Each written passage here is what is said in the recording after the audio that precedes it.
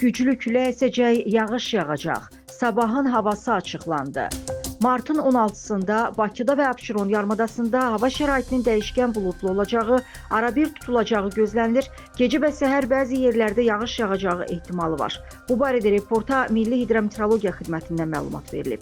Bildirilib ki, sabah cənub-qərb küləyi, axşam mülayim şimal-qərb küləyi ilə əvəz olunacaq. Havanın temperaturu gecə 4-6, gündüz 10-15 dərəcə isti olacaq. Azərbaycanın rayonlarında havanın bəzi yerlərdə arabir yağıntılı olacağı, dağlıq ərazilərdə qar yağacağı gözlənilir.